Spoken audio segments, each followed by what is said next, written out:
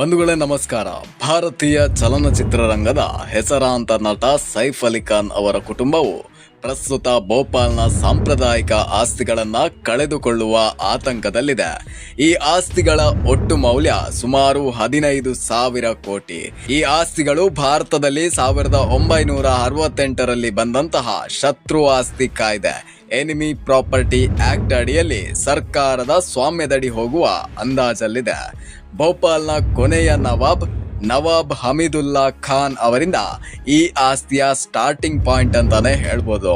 1947ರಲ್ಲಿ ಭಾರತ ಮತ್ತು ಪಾಕಿಸ್ತಾನದ ವಿಭಜನೆಯ ನಂತರ ಹಮೀದುಲ್ಲಾ ಖಾನ್ ಅವರ 3 ಮಗಳುಗಳಲ್ಲಿ ಹಿರಿಯವರಾದ ಅಬಿದಾ ಸುಲ್ತಾನ್ ಪಾಕಿಸ್ತಾನಕ್ಕೆ ವಲಸೆ ಹೋಗ್ತಾರೆ.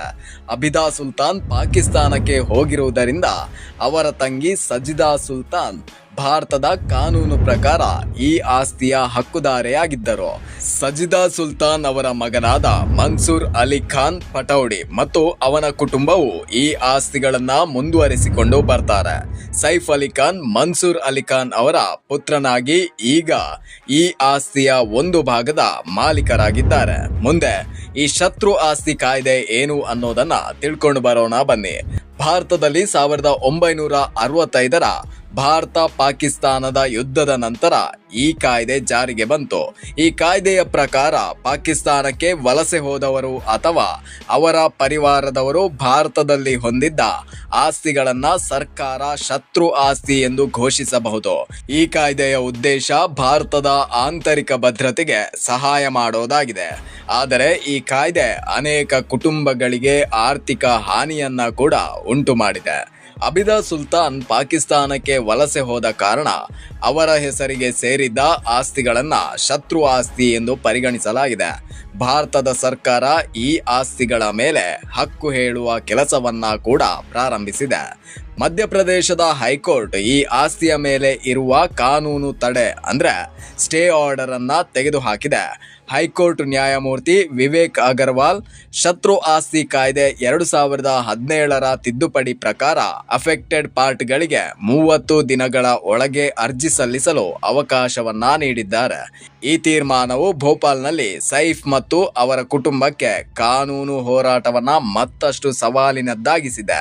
ಸೈಫ್ ಅಲಿ ಖಾನ್ ತಮ್ಮ ತಾತನ ಆಸ್ತಿ ಪಟೌಡಿ ಅರಮನೆ ಪಟೌಡಿ ಪ್ಯಾಲೇಸ್ ಅನ್ನ ಈ ಹಿಂದಿನಲ್ಲಿಯೇ ತಮ್ಮ ಸ್ವಂತ ದುಡ್ಡಿನಿಂದ ಹಿಂತೆಗೆದುಕೊಂಡಿದ್ದಾರೆ.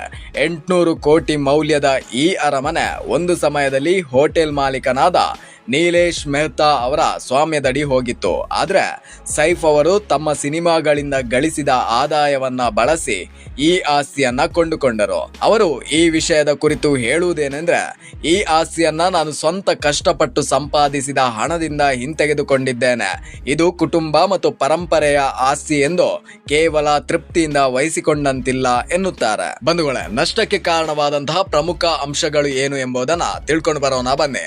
ಶತ್ರು ಆಸ್ತಿ ಕಾಯ್ದೆ. ಅಬಿದಾ ಸುಲ್ತಾನ್ ಪಾಕಿಸ್ತಾನಕ್ಕೆ ವಲಸೆ ಹೋಗಿರೋದ್ರಿಂದ ಈ ಕಾಯ್ದೆ ಇವರ ಪರಂಪರೆಯ ಆಸ್ತಿಯನ್ನ ಶತ್ರು ಆಸ್ತಿ ಎಂದು ಪರಿಗಣಿಸಿದೆ.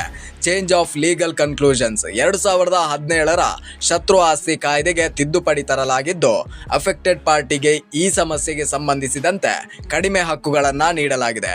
ಇನ್ಹೆರಿಟೆನ್ಸ್ ಕ್ಲೈಮ್ ಪ್ರೊಸೆಸ್ ಆಸ್ತಿ ಹಕ್ಕುಗಳನ್ನ ಸೈಫ್ ಅವರ ಕುಟುಂಬ ನಿರ್ವಹಣೆ ಮಾಡಿದರೂ ಶತ್ರು ಆಸ್ತಿ ಕಾಯ್ದೆಯ ಪ್ರಕಾರ ಅದು ಕಾನೂನುಬದ್ಧವಾಗಿಲ್ಲ. ಸೈಫ್ ಅಲಿ ಖಾನ್ ಅವರ ಕುಟುಂಬವು ಈ ಆಸ್ತಿಯನ್ನ ಕಳೆದುಕೊಂಡು 15,000 ಕೋಟಿ ಮೌಲ್ಯದ ಆರ್ಥಿಕ ಹಾನಿಯನ್ನ ಅನುಭವಿಸುವಂತಾಗಿದೆ. ಆದ್ರೆ ಅವರು ಈ ತೀರ್ಮಾನವನ್ನ ತಡೆಗಟ್ಟೋದಿಕ್ಕೆ ಕಾನೂನು ಹೋರಾಟವನ್ನ ಮುಂದುವರೆಸ್ತಾ ಇದ್ದಾರೆ ಎಂಬ ಮಾತುಗಳು ಕೇಳಿ ಬರ್ತಾ ಇದೆ. ಸೈಫ್ ಅಲಿ ಖಾನ್ ಅವರ ಕುಟುಂಬದ ಭೋಪಾಲ್ ಆಸ್ತಿ ಕಾನೂನು ಮತ್ತು ಶತ್ರು ಆಸ್ತಿ ಕಾಯ್ದೆಯ ನಡುವೆ ಸಿಲುಕಿದೆ. ಈ ವಿಷಯವು ಕೇವಲ ಆರ್ಥಿಕ ನಷ್ಟವಷ್ಟೇ ಅಲ್ಲ, ಪರಂಪರೆಯ ಮತ್ತು ಐತಿಹಾಸಿಕ ಹಕ್ಕಿನ ಸಂಕಷ್ಟವನ್ನ ಕೂಡ ತೋರಿಸ್ತಾ ಇದೆ. ಅವರ ಕುಟುಂಬದ ಕಾನೂನು ಹೋರಾಟ ಮತ್ತು ಆರ್ಥಿಕ ನಿರ್ವಹಣಾ ತಂತ್ರಗಳು ಮುಂದಿನ ದಿನಗಳಲ್ಲಿ ಈ ವಿಷಯಕ್ಕೆ ರಿಸಲ್ಟ್ ತರಬಹುದು. ಇದರ ಕುರಿತಾಗಿ ನಿಮ್ಮ ಅಭಿಪ್ರಾಯ ಏನು ಅನ್ನೋದನ್ನ ಕಮೆಂಟ್ ಬಾಕ್ಸ್ ನಲ್ಲಿ ತಿಳಿಸಿ. ಧನ್ಯವಾದಗಳು.